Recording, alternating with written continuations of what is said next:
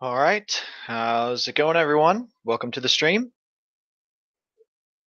Hope everyone's doing all right today. I am ready to go. Excited for tomorrow's tests. I'm sure you guys are going to kill it. Yo, yo, yo.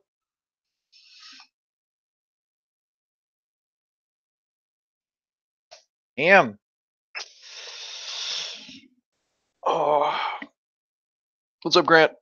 Yo, Mac, I forgot who you are again. Yeah. Sorry, but I remember you told me last time, but I forgot. You should change your name to something that, you know, everyone knows, because otherwise you are a unknown observer. But it's okay. All right.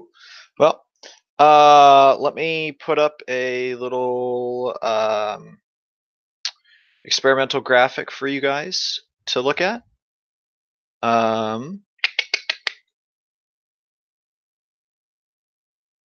This might be something you are interested in mulling over while instead of looking at my face. Might be helpful. Yo. All right, I'm cool with that. I'm cool with that. Sorry, Emma. Well, we are glad you are here. Can I re-explain humanism? Yes, Grant, I can do that thing.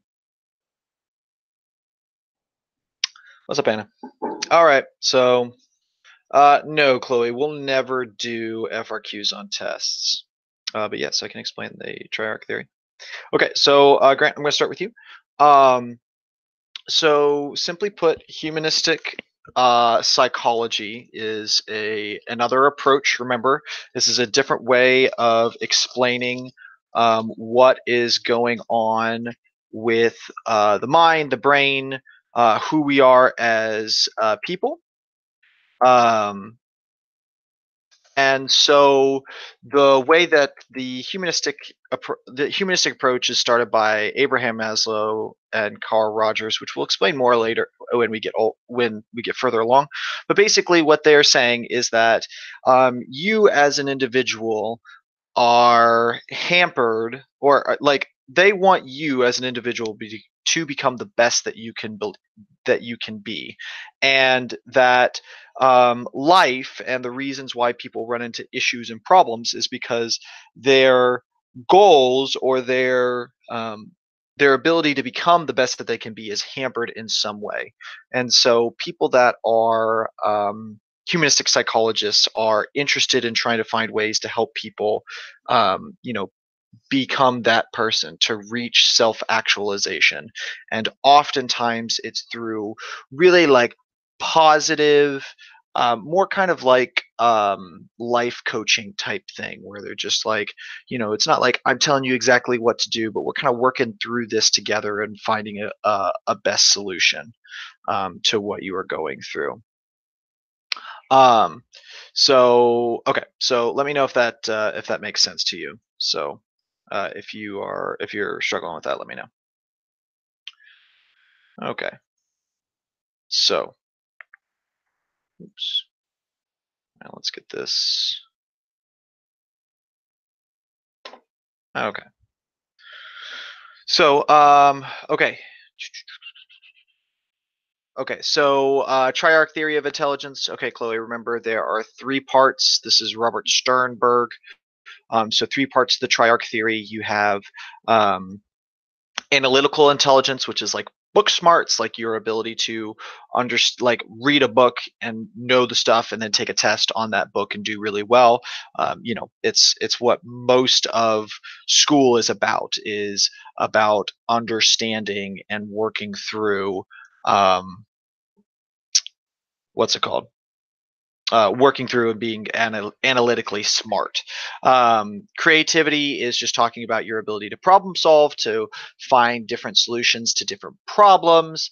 And then finally, we have practical, which is just like more like the hands on, like just being able to um, um, being able to do like practical things like street smarts, like knowing who to talk to, knowing how to um, fix a car, or just things that are, generally helpful and useful and stuff, and don't take a lot of like reading to learn. Just kind of practical experience, like just getting, use things that you just have to do. Um, yeah. So, okay. Cool. I hope that makes sense. Okay. So, next question. Ooh. Yes, Kristen, I can explain the quasi thing. Okay. So, when we are looking at quasi experimentation, one of the key aspects of it is this idea of, of random assignment. Um, uh, it's it's like one of the big things about it is it makes normal experimenters like kind of, it's not the normal way of going about things. And one of the reasons for that is the experiments are random. um, and so how do I want to let me think about how I want to explain this. um,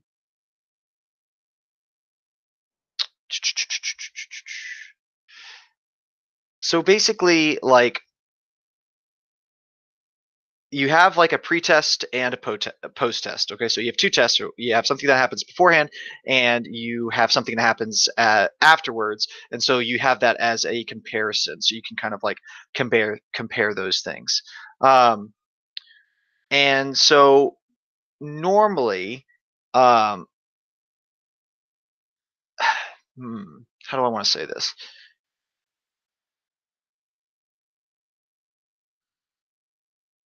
Okay, like basically what ends up happening is you have this experiment that is um, you have this experiment that is messed is different because of the way that people are assigned to groups, and ways that people are um, like influenced and change and like identified within within this. So like your different variables are like randomly messed with instead of like specifically messed with. So like your independent versus dependent, like your independent variable isn't always the same, and it isn't always like specific. Like you're testing, does coffee make you smarter? Well, the different types of coffee, the different amounts and measures of it is random.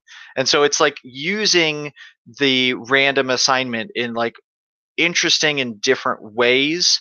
Um, and so it just like it's just kind of strange, but oftentimes what happens is you get like statistically significant results because of that. So I don't know if that like super explains your question, but we won't be covering that on your test tomorrow. I can say that. So I don't know if that helped at all. Kristen, it's weird. I don't, like I said, we probably won't. It won't be on the test tomorrow, and I haven't seen it on the AP exam in quite some time. So okay, Sarah. So DQ versus IQ.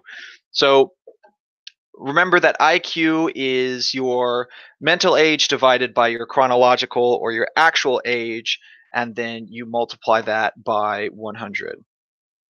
And so what you have is you have a number, or you have a score that is good, but only in certain areas. So you have like IQ scores are really good for children, and people beneath the age of 18, because this number, someone who is 5 but has the mental age of an 8-year-old, like the difference between the intelligence of a 5-year-old versus the intelligence of an 8-year-old is pretty significant. Like, kids are dumb, but like 5-year-olds are way dumber than 8-year-olds. And so what you're going to find is that that way of measuring a person's intelligence makes sense. So when you do the, in class, the example I was using is the person has a mental age of 10 and a chronological age of 5, and then you multiply that by 100, and so they have a IQ of 200. So they're like wickedly smart. But then you go, 40, 50, 60 years in the future, and what is the difference between a 60-year-old and a 65-year-old? There's not really any difference. Like intelligence wise, that doesn't really tell us anything. And so IQ breaks down when we get to adults. Deviance quotient, or the DQ, is the way that it measures intelligence. Is it like determines where you are based off of what everyone else does. So this points directly back to um, the normal curve. So basically, just like the AP exam, you're not being tested based on what you know. You're being tested on what you know in comparison to other people. Okay, my quality just plummeted. What happened? Oof, this is gross to look at. Sorry, guys. I don't know what's wrong with the quality. I'm going to attempt to fix that. Okay. All right. Okay, so Sarah, that was DQ versus IQ. Give me a thumbs up if you got that. Okay, nature versus nurture, Iman. So simply put, nature is genetics and the stuff that you are born with, and basically what it's saying is that your, you know, who like the biggest impact on you as a human being, and what we've been talking about intelligence, is are your genes, are your DNA. That's your biggest impact. Nurture side of it is the environment that you grew up in. So the people that are around you, the people who raised you, your teachers, all of that, that is the highest impact. And so so then there's the big debate, like which has a bigger impact, nature, your DNA, or nurture, the people that are around you and help you out. Okay. Cool. Let me know if that works for you. Okay. Sarah, can you explain the difference between reliability and validity? Yep. Reliability, remember, is if you take the test multiple times, are you going to get similar results? If you take a very similar test and your scores are all over the place, that means it's not reliable. You're not reliably scoring what you're supposed to score. Validity is talking about whether or not the content that is in the test is actually measuring how much you know about the topic. If you're taking a psychology test tomorrow and I ask you questions about poetry, that is not a valid test because that is not measuring your knowledge of psychology. So no poetry questions. Okay? Okay. Uh, Couch Monk. What are the percents of different questions on the test? Like how many? Um, there's a little bit more of intelligence than the other stuff. It's like I think somewhere between like 30. I think it's like 35 to 40% from the newest chapter because we just haven't been quizzed over it. So there's a little bit more, yeah, there. So okay, so G factor, G factor, G factor. What's up, Wilson? Oh yes, I know. I know. Okay, Calvin. Hello, Kelsey.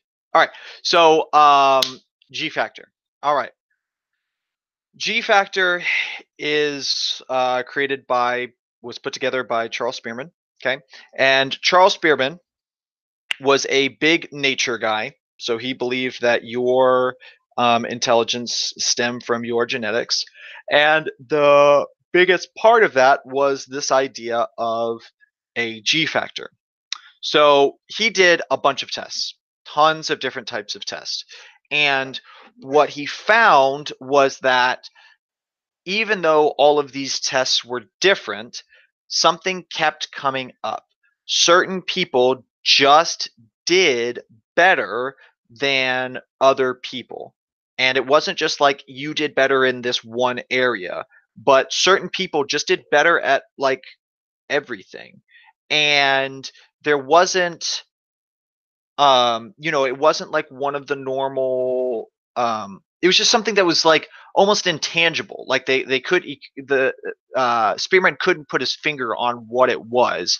But basically, what was happening is you would get groups of people. They would take tests, and certain ones of these people would just do better at everything. And so it's this idea that your intelligence is boiled down to this one thing.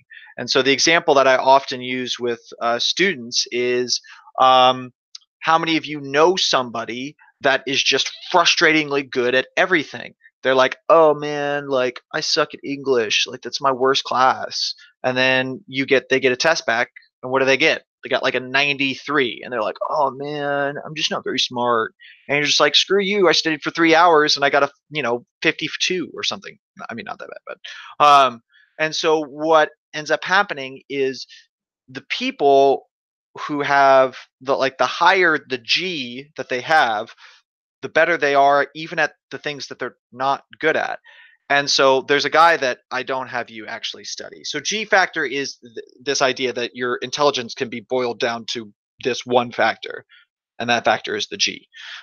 So to go back to Spearman, so basically there was this guy, scientist named L.L. Thurstone, and I wish I mean the problem is the AP exam doesn't really talk about him, but he's a sad story. So basically, L.L. Thurstone was like, "You're wrong."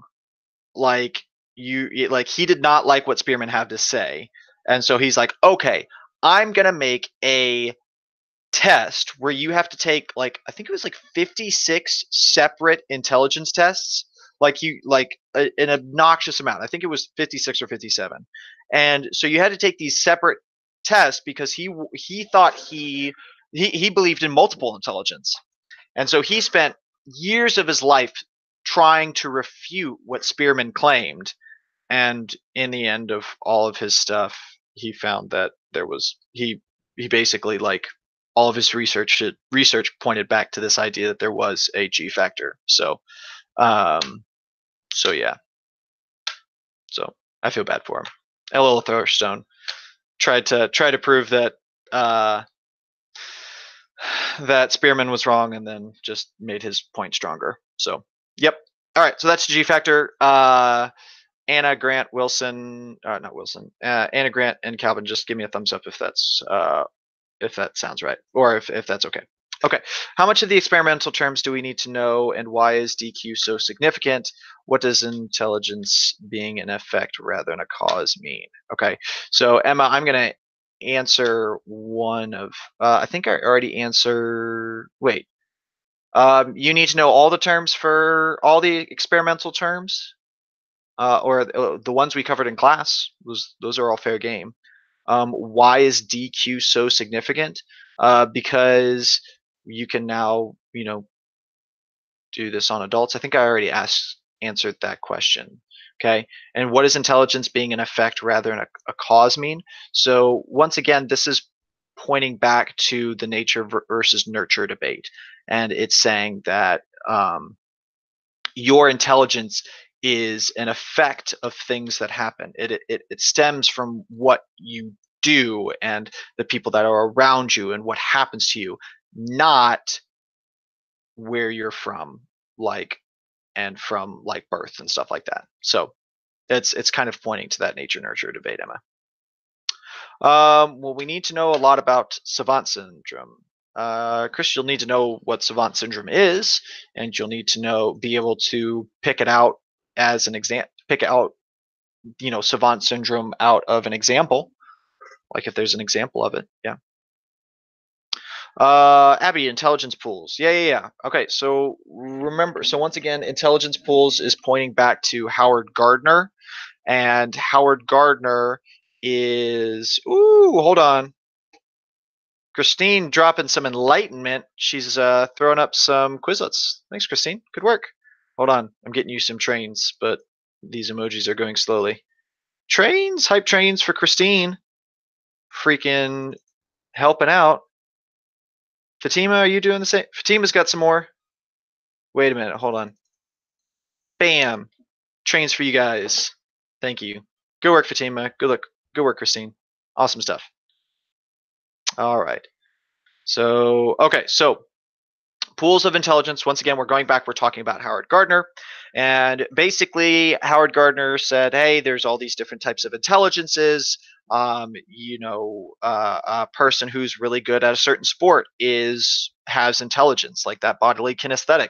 Someone who's really good at um, talking to people and having relationships is interpersonal. A person who really understands themselves and can look inside and see their emotions, that's intrapersonal. Like these are all different types of intelligences. And so what ends up happening is throughout life, like for me, Mr. Monk, I'm mostly an introverted person. And so um, at the end of the day, I've spent a lot of energy being interpersonal, like going out and talking to you guys, like putting on a show and being extravagant and rambunctious, or not rambunctious, but like overblown to try to prove points and talk about things. And so for me, at the end of the day, like I just don't really want to talk to people. Like I want to go home and I want to run with Teddy and not interact with human beings. And so what Howard Gardner would say is that, oh, well, what's happened here is that Mr. Monk's interpersonal pool has basically been extinguished. Like, he's done for the day. But Mr. Monk isn't going to have any problem running out and going and playing a soccer game where he gets his bodily kinesthetics. So those are two different pools of energy that are pulling from. So, yep. If you need more on that, Abby, let me know. But that should be okay. How are the intelligence questions set up? Femi, I have no idea what you're asking there. I'll ask you about different aspects of the things that you wrote down. Like, I could ask you about, eugenics. I could ask you about the normal curve. I could ask you about, how did this person influence this other person? Who knows? All right, Hadia, can you elaborate more on the psychodynamic and social cultural? Yeah, psychodynamic, remember, is the same thing as the psychoanalytical. Um, and it's basically just saying that you are your actions and who you are is heavily influenced by your unconscious mind, and most of that development, most issues that you deal with today are because of things that happened in your childhood. And then the sociocultural is kind of the same, is another way of saying the biopsychosocial, and the biopsychosocial is like talking about all of the different aspects of your life, your brain, your the way that you think about things, and how culture influences you. So those are the different approaches. Okay.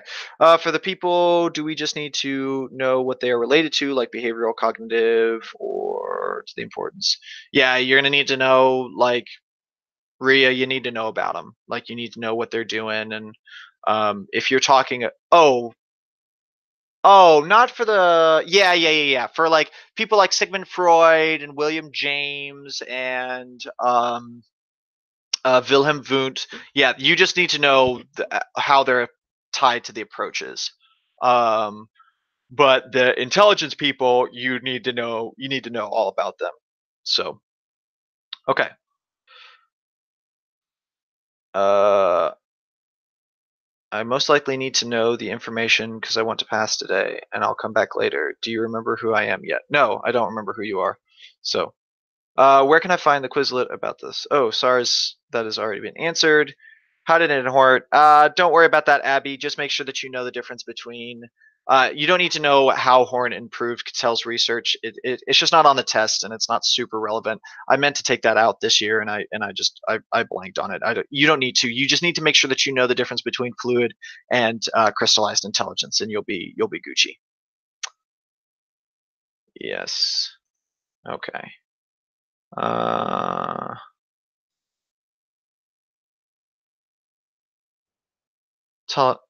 Tully, are you asking a question? Oh my gosh! Hey, Coach Plemons, how are you? I had Mrs. Plemons when I was a freshman in high school. English one. Yeah, it was a good class. It was fun. I mean, I don't remember a lot of it because it was a long time ago. But hey, Coach Plemons was an awesome teacher. So hello. I hope I've done her proud. So. She did a good job with me. So, all right, cool. I'm moving on because now, okay. So, okay, good. All right, Quizlets. All right, I'm catching up with the Quizlets. All right, catching up with trains. How many questions will be on the test? 50. Oh, have I caught up? Woohoo! How would Spearman's use of intelligence pool apply to this? It wouldn't be. He had a singular idea of intelligence, so would it just mean using intelligence would leave you tired? No, no, Abby. Spearman didn't talk about pools of intelligence, so don't mix those two things up. That was all Gardner. That was all Gardner. So don't I just don't want you to even think about that. That just kind of toss that question aside. Because Spearman came way before, or Gardner came after Spearman. Karis, what's happening, girl? You're not supposed to be on here. I mean, you can be on here, but you really don't have to be. What's up, Ravish? All my old students. Oh, yeah. Well, Dylan learned his lesson. He knows better than to do that. Yeah, I miss having you too, Karis. Oh, okay. Yeah. Ooh. Yeah. All right. What do you got, Calvin? Crystallize is like past experiences, is in using those. Yeah, Calvin, you're I like where you're going with that. I just want you to be very careful with using like problems. Because yes, like that's what you're going to end up doing. But remember that fluid intelligence is problem solving, like being able to like move things around and sort things out and like solve like a Rubik's cube or like one of those puzzles quickly. So your answer is fine. I'm going to throw a couple trains at you, good man. See, Karis and Ravish, I'm still trying to keep this train game going. It's only slightly working, but I'm trying. Oh yeah, more people answering questions. Trains, trains, trains. Keep it up, guys. Yes, answer each other's questions. You don't need me. I'm just here. You don't need me. You got this. Fluid intelligence is more around dynamic, responsive abilities. Yep, crystallize is based on acquired skills. Yeah, what you've learned. Yep.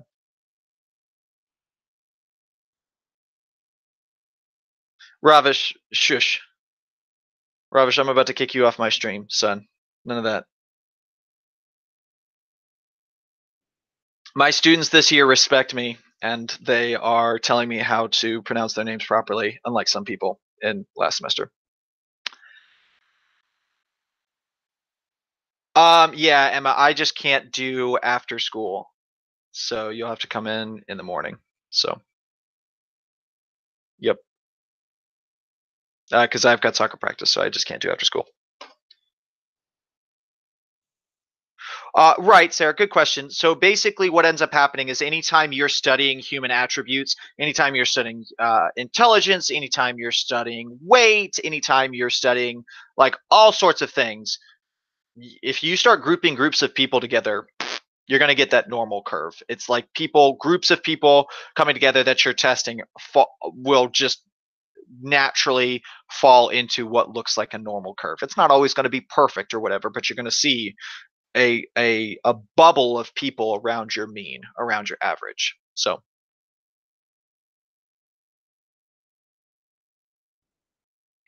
all right. Yeah, crystallized intelligence is someone who's really good. Um, uh, crystallized intelligence is someone who's really good at like trivia, like just has bunch of trivia knowledge or knows a bunch of like fun facts. Yep, good, Christine. Yeah, yeah. Fluid is better for young people, and crystallized is better for old people. Perfect. Get you some trains. At Christine. Sorry. Man, you guys. Maybe I would say more Manu. I would say it's more like. I mean, sure, but it would be more like knowing how to, um, knowing like the rules of the road. Yeah. All right. Yeah, you guys got crystallized intelligence. All right. Well, if you guys have questions, you can keep throwing them at me. While you are doing that, I'm going to throw some questions at you.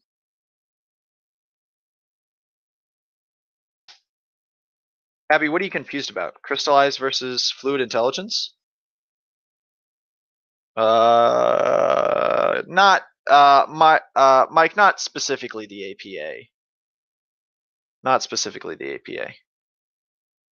But about like ethics and stuff, yeah. Oh yeah. Oh yeah. Oh yeah, Sarah. Yeah, everything that we covered from the very beginning is all fair game.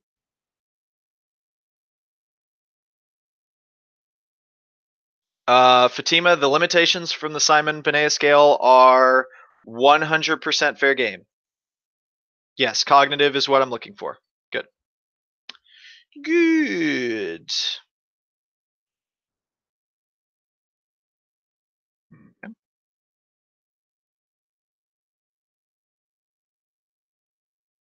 Um, all right, here's my next question. Okay, Abby. So, hmm, think of crystallized intelligence as nuggets of information, bits of information that you hold in your mind, things that are stored away or filed, rocks or nuggets or crystals that you have in your mind. And when you want to remember something, you go back into your brain and you look around and you dig around in all your crystals and you find that crystal that has that information. So that crystal holds that piece of information. Okay. So crystallized technology, nuggets or crystals of information. They're blocks of text, a poem that you remember, a fun fact about, the origins of ice cream. That sort of stuff is held in these crystals, and you store those crystals away. And the older you get, the longer you're alive, the more random crystals you get to store up there. Now, fluid isn't intelligence is like water. It's malleable, it moves. It's your ability to think around things, to um, solve problems that might not be, easily available. So, fluid intelligence is working on like Sudoku puzzles. It's not, in order to solve Sudoku puzzles, you don't. It's not like I remember that this is I remember this fact, and that's why I can solve this thing. It's a crossword puzzle. It's thinking. Well, maybe crossword puzzle is not a good example. But any type of like, the Rubik's cubes, like if you know the formula for it. But for so many things, like being able to solve math problems without using a specific formula, like going around and doing something different. That is fluid intelligence. If that does not help you, you definitely want to hop onto YouTube and find someone else who can give another example, because I'm not 100% sure I know of a different way to explain that. Um, so, so yeah. Okay. Simon Binet scale. Simon Binet scale, Manu, the IQ test first created by Alfred Binet in France in like 1904 or whatever. So, and then you need to know, like, it was made to test French students and see what areas they needed to get better at. Can you explain the Termins termites and their importance? The Termins termites were a group of exceptional children that Lewis Terman followed for an extended period of time, and he tried to figure out, okay, so these kids were really, really smart, but what was going to happen to them in the future? And what he found was that as time went on, they were just better, they were more successful, and all that kind of points back to that nature side of, it didn't matter what their environment was, these kids were just really smart. G factor, and so as they grew older and developed, they all just did really, really well, and it didn't matter what environment or what happened to them. They were just super smart. So it's a big pointer towards nature. Okay. What are the limitations of the Simon Binet scale? The Simon Binet scale did not factor. One of the big things was that it didn't factor in any of the environment. Environmental factors did not show up, and so it it just wasn't as accurate as Alfred Binet wanted it to be. Okay. Savant syndrome is what I am looking for with my question. Savant syndrome. Okay. Um, okay. Ethan Alvarez, I think I answered your questions as well. Yeah, I can explain savant syndrome. Okay. When you have limited mental ability like autism but extremely good. Yeah, Christine, excellent. Very, very good. Now, what I want you to recognize, throw some trains at you, and I want you to recognize is that you don't have to have a limited mental ability. Um, Oftentimes you do. Oftentimes that is the case, but people can be a savant in anything, and they can be like you know not not bad. Like I would consider myself a savant of vests. You know, I have like 5 of them, and so I consider myself a savant. So because I know about vests. That's a terrible example, but yeah. Okay. Yeah, yeah, yeah. Okay, so Sarah, let's go back to the question. Chastity is below normal intelligence, but she's able to tell. Or excuse me, I should have erased tell. She's able to draw perfect renditions of sweeping landscapes. She's only viewed for a few moments. So let me see if I can find this link. I'll post a link to this video of a gentleman. I pulled this. That's where I pulled this question from. There's a guy who can. Um, he basically they fly him over. Um,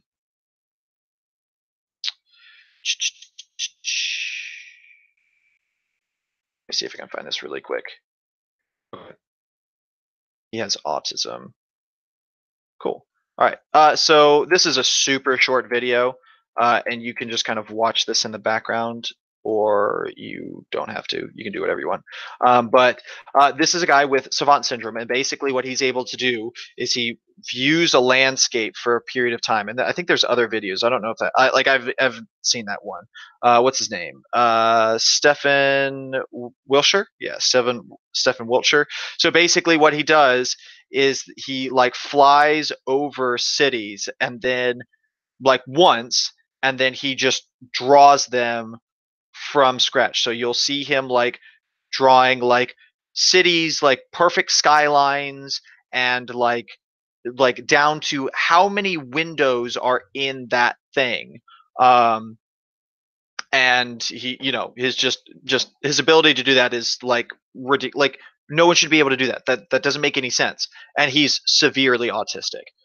So it's a cool video. Actually, the one I just sent you is terrible. Just look up Stefan Wilshire, and there's some great videos on him. So basically, it's just someone who has an extreme intelligence in something, and this is not like a little like, oh, I'm good at math. It's like I can calculate pi out to 1,000 or even more, so like way higher than that. So yeah. Okay. Cool. All right. Let me know if that helped. Bring it on, Emma. Bring it on. And see how your grade goes. You keep that up. Could you go more in depth into with spatially intelligent? Oh, are you talking about Gardner? Um, yeah, this is just like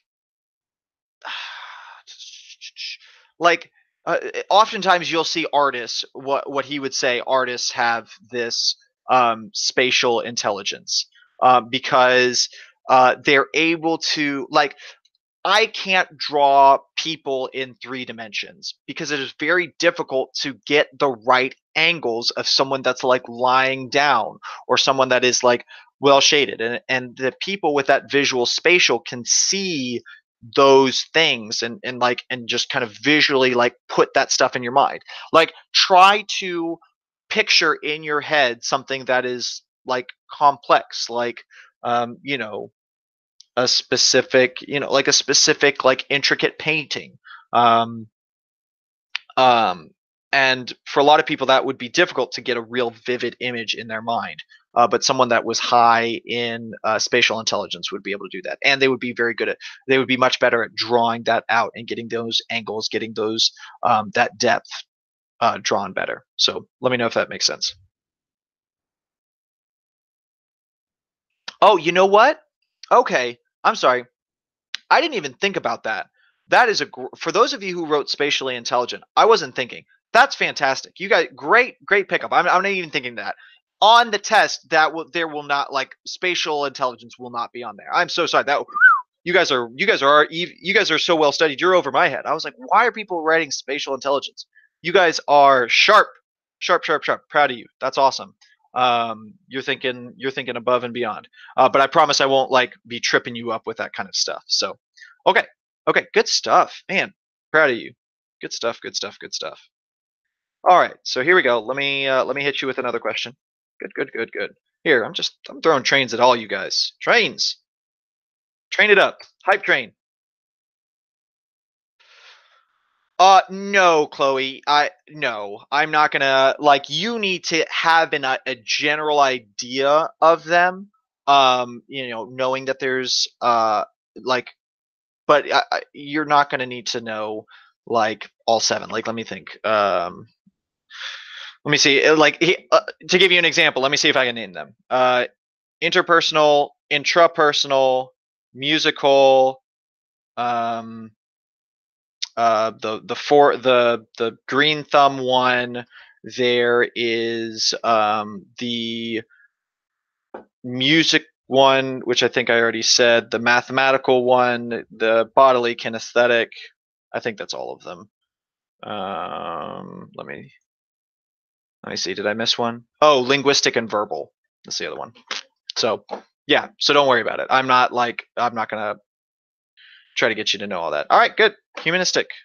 Cool. Cool. Cool. Cool. Okay. Next question.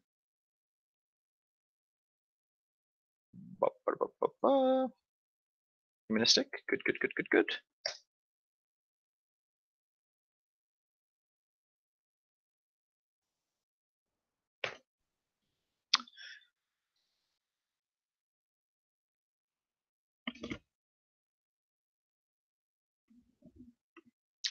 So today I'm back down to earth. We're down to 37 viewers. It was too much of a dream having 60 on the other day. Most people realized that they didn't need me. Devastating.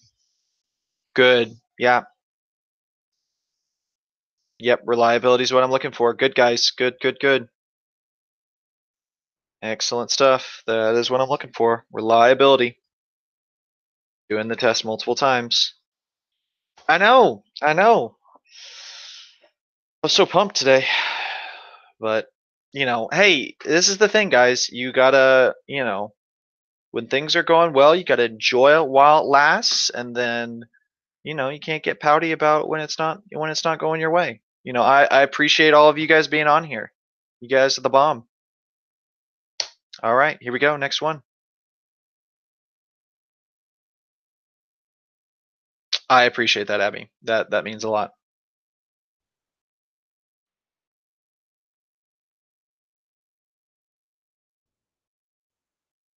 Oh, no problem, Sarah. This is fun. I like hopping on here. It's good stuff. Anytime. Vincent's always been here. He's the man. Now, Vincent, answer the question. Ah, I lost a viewer while I was crying about not having enough viewers. Oh, Christine, I appreciate that. That sounds like a massive waste of time. And I don't know if they would count all of them because I think they grade your where you are or like your what internet you're using, not what account. But I could be wrong. Um, you're welcome, Femi. Anytime. I'm glad to help. Okay, yeah, Gestalt is great, guys. Gestalt is great. That is what I'm looking for. All right. Let's see. More questions. No problem, Hadia. No problem. Love doing it. Oh, really, Michael? Okay. I did not know that. Thank you, Manu. Nice. Okay. I will keep that in mind. Yeah, because I always know that one of these views is my own because I have to keep up with this. Worth it, Abby. Worth it. Yes, the master race. Very good. Yeah, eugenics, guys. Good. Good, good, good. All right. Easy peasy. Easy peasy. Lemon squeezy. All right. Let's ramp it up just a bit. No. Yeah, guys, don't worry. There are no FRQs on test days. No FRQs on test days. Nope. Thank you, Chloe. Yep. Not on test days. Thank you, Femi. Yeah, nothing. None of that noise. Good. Good. Yep. Ooh, my viewers are coming back. Are you guys texting your friends? Hey, come hop on Mr. Monk's stream. Hello, the 5 new people. Oh, yeah, people dropping off right as I said that. Unconscious mind, great guys. Yep. Yep. That's what I'm looking for. Siggy Freud, unconscious mind. Excellent. All right, next one. Good man, Manu. Good man. Ooh, I don't know about that, Calvin. I don't know about that. Hey, you gotta check this out. My sister got me these cool little pins for my birthday last month, and I'd forgotten that I had these, and then I was doing a little cleanup, and I was like, oh, here they are. So you will probably see this on me tomorrow. My little Bob Ross pins. I love Bob Ross. Oh yeah. Uh-oh. Uh-oh. That was my Halloween costume a couple years back. Yeah, what kind of test is this, guys? What kind of test is this? Yeah, that was not a. What's not to love about Bob Ross?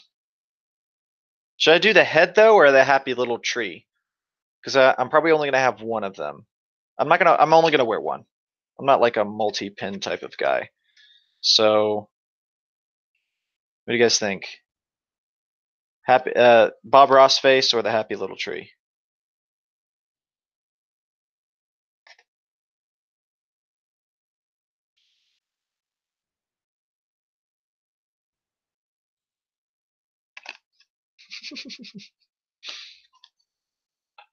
All right, I'm gonna put some answers up on. Dude, oop. Aptitude, achievement, intelligence, or personality. There we go.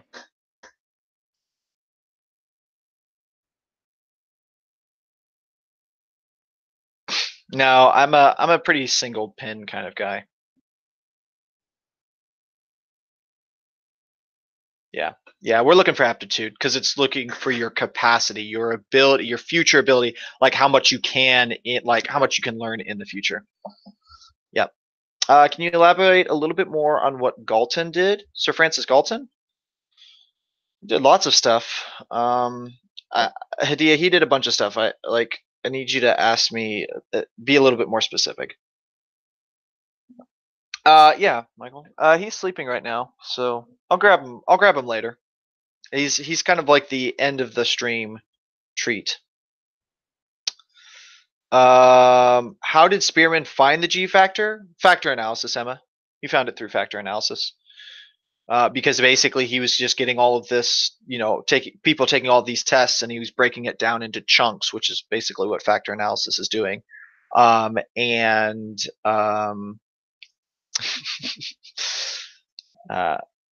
Michael, I appreciate your excitement. And each time that he did that, it kept pointing back to this idea of a singular intelligence of this G factor. So that's what you're looking for. All right, next question. Okay, hold on. I gotta get it the right length.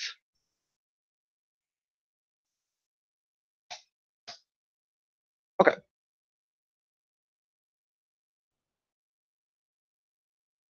Yeah, just recognize the big thing that you need to recognize, Abby, from Galton's twin study is that it just solidified his work.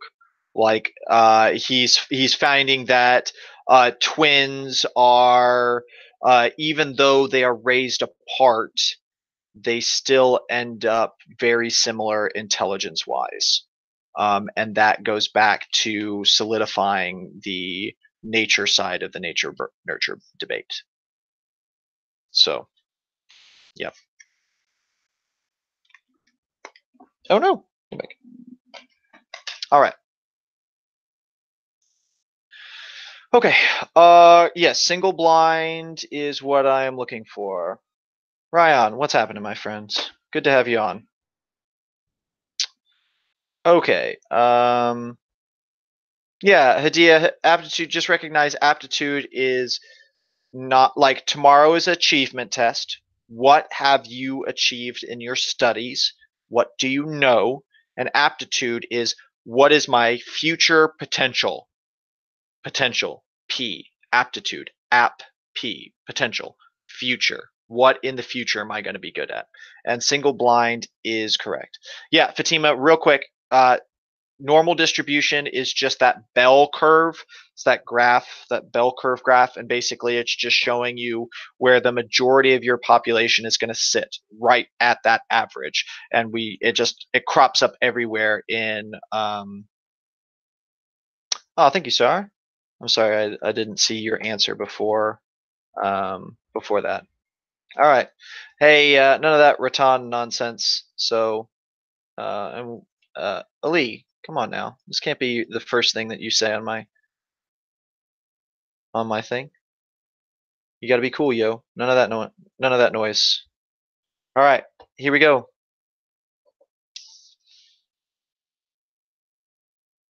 That's a good question, Ryan. That is a good question. But that is a question for another time. All right, here we go. Next question. Speaking of questions, let's see. Here we go.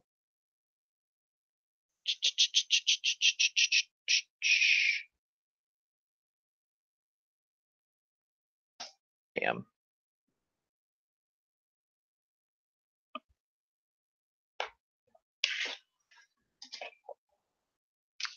I'm out of water.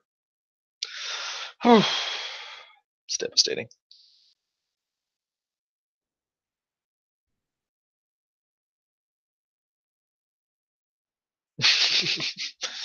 That is not the correct answer, Emma.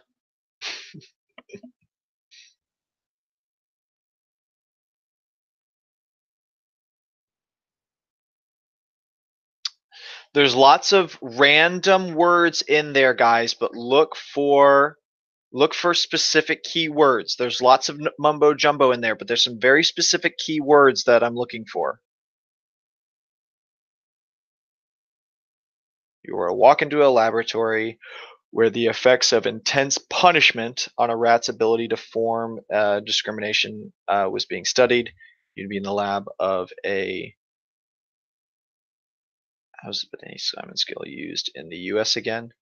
It wasn't, Calvin. Louis Terman changed it. He changed it to the Simon Binet. He did some standardization and it changed. We are looking for behavioral. So Learning and punishment. Big reinforcement and punishment. Big key terms in behavioral psychology. Okay. Intense punishment. Punishment, punishment, punishment. Not cognitive. Um, Behavioral can be in a lab. Nice, Emma. Good job. High five. Okay, here we go. Next one. We've done that. We've done that. All right. Ooh, here we go. Here we go. Let's see if your brains are really cooking right now. Bam. What you got, kids? What you got? What's up, Moha? Have you been on here this entire time? Maybe you have. Crouching in the dark. Oh, hello. Yeah, you guys are good. Yeah, Hollow, we'll talk more about it later, but punishment is, I mean, think about the idea of what punishment is. You've got your phone on in class and you're texting on your phone and your teacher takes it away. That's punishment. What do you learn? Well, probably just not to like that teacher, but generally, or the hope is that you learn don't have your phone out in class. So, um, and that is directly impacting your behavior. Your teacher is not like, why are you having your phone out? Tell me what is the purpose behind it? No, the action is, you're doing this thing that the teacher doesn't like, so they just take it up. No correlation. Very good. Yeah. So we're just gonna say no correlation here, guys. That's good. Yeah. Yeah, yeah, yeah. There's no relation. Yeah, no relationship, no correlation, no relationship. You guys are fantastic. Good. Good, good, good, good, good. All right, here we go. Next question. Next question. Bam.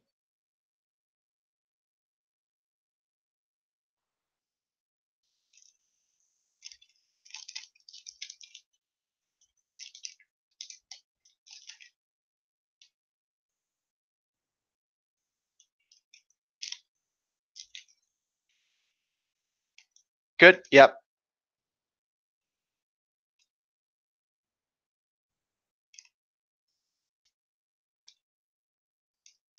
Yep. Nothing. Placebo. Yeah. Non-alcoholic alcohol.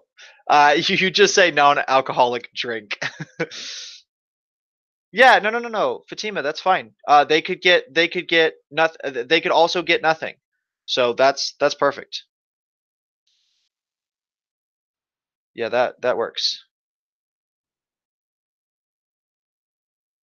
All right. Perfect. All right. Hey, Issa, Feroz, or whoever you are, please don't. If you have something actually that you want to say, then about what we're talking about, but I'm about to silence you, so I don't know who you are. How do you know when to give a placebo? Because we can't the placebo create the effect? Yeah, yeah, Christine. Normally, Christine, you got to do it when the person can't know that they're part of the control group. So like when you're having to give a drug or whatever, like you got to give them some kind of placebo because they have to feel like they're part of it. So it's just one of those confounding variables that you just have to recognize is going to happen. Yeah. All right, here we go. Let's keep going. I got some more questions for you. All right. Well, this is an easy one. Well, actually, we'll see if you get. This is just a different way of wording something that you should know. All right, here we go.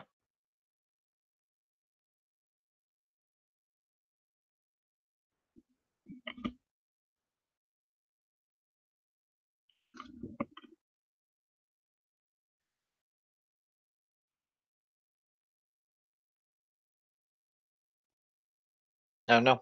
Depends on if you've studied or not.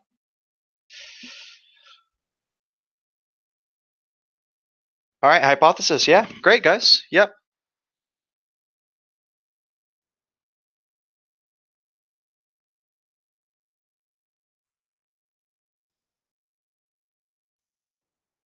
All right.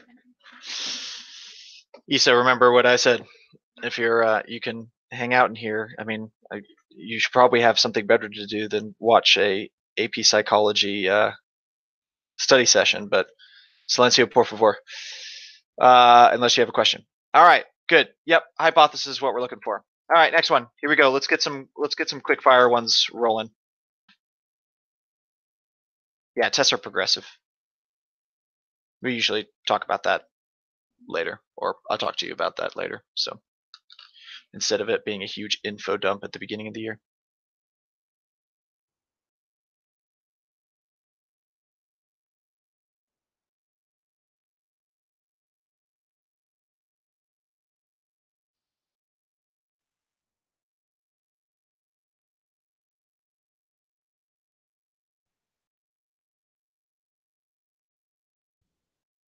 Yeah, naturalistic. Yeah, naturalistic observation. Good. Yep. Good. Good. All right, here we go. Next one. Yeah, it would be under descriptive, but specifically, it is naturalistic observation.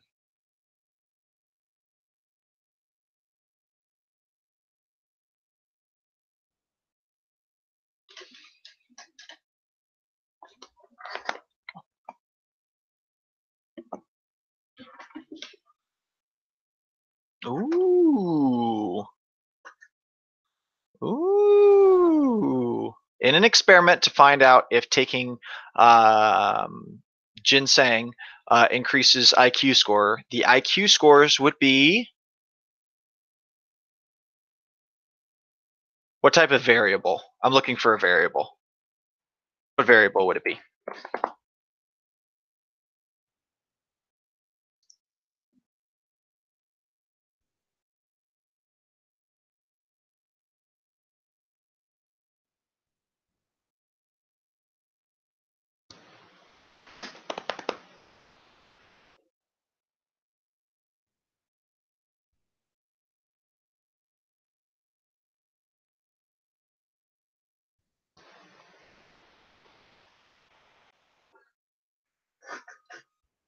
All right. Hello. Okay. So next question. Teddy is here. He's not. He's a little sleepy. I woke him up from a nap for you guys. That's okay. He likes the attention, anyways. Yes. Hello. All right. Here we go. Next question. Yes. Thank you. I love you too. Yep, dependent variable is what we're looking for, guys. Dependent variable. It is the thing that is being measured. IQ.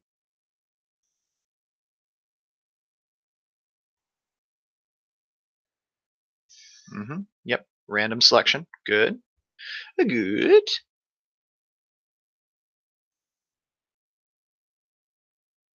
Okay. Next question.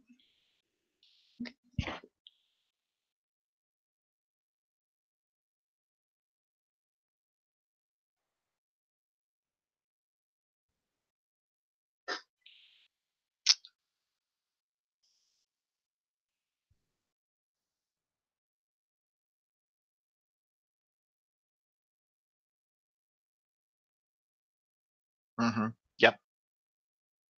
Yep. Good. Good. Yes, music is what I'm looking for. Good, guys. Good. Good. Okay. So I got to put some answer choices out for this next one. So give me a second. Not that, and then let me give you. Uh oh. If I don't pet this is difficult because if I don't pet Teddy the entire time, he'll leave.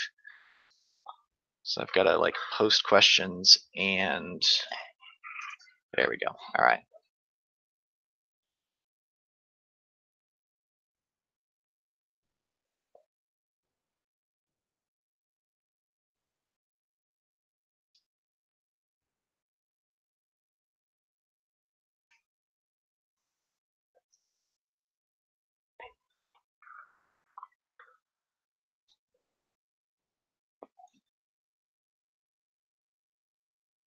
All right. Goodbye, Teddy.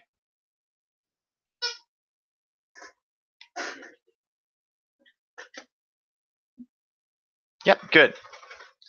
Negative 9.98. Negative 0.98. Good, good, good, good, good. Yep, yep, yep, yep, yep, yep. Okay. All right. Here we go. Next question.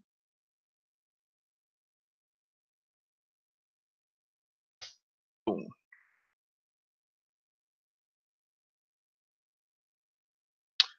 Because um,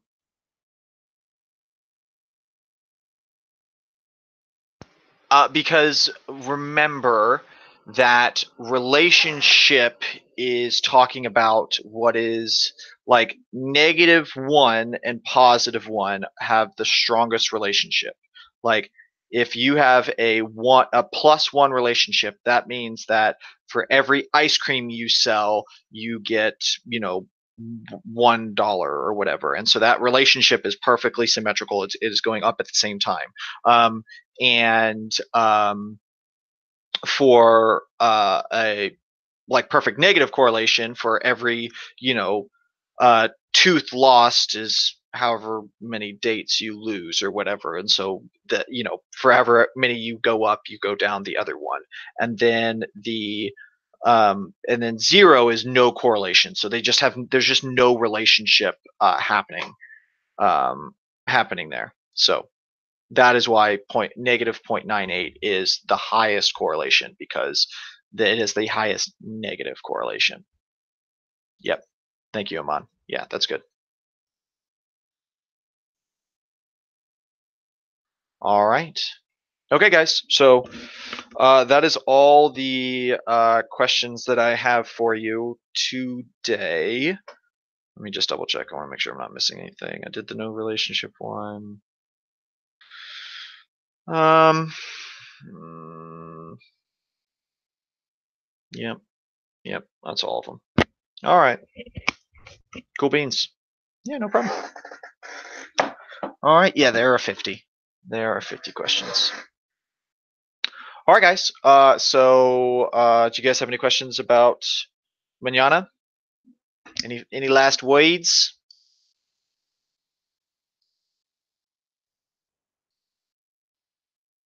No problem.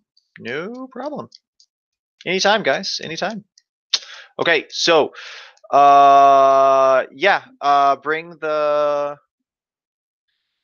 make sure to bring your tissues, the tissue box.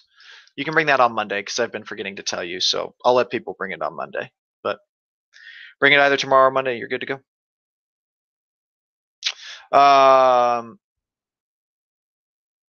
Well, let's worry about the test tomorrow, and we can worry about the game later. Okay. Real quick idea. Correlation coefficient is basically the number between -1 and +1, and it's just representing how much of a relationship it has. The closer it gets to +1, closer it gets to -1, the more of a relationship there is, whether that be a positive or a negative, and the closer to 0 it is, the less it has of relationship. Yeah. Second summaries get put into daily grades, not major grades. So, yeah. Okay, cool. All right. Well, I'm out of here, guys. So thank you so much for hopping on the stream. Um, one, get a good night's rest tonight. Do not stay up too late. Okay. You guys have done your work. You've studied. The best thing you can do now is go to sleep so that your brain can take those memories and put them into long-term storage so that it's easier for you to remember tomorrow. So get a good night's rest tomorrow. Eat a good breakfast. So if you don't normally eat breakfast, eat something small like a piece of fruit or some yogurt or something like that, but have a good healthy breakfast. No, cinnamon toast crunch or, sugar bombs or whatever. Okay, so good breakfast. And then tomorrow morning, when you get the chance, just spend 5 minutes flipping through stuff. You don't need to like pour over everything, just flip through some things. I will be in my room. And so if you want to come and sit down in your desk and go over stuff, that's perfectly fine. So, but once again, please make sure that you get a good night's rest. Okay. All right. That'll do it for me. Yeah, it's good. Okay. Whoever you are, you're lame. Don't do that. And goodbye. Bye, Felicia.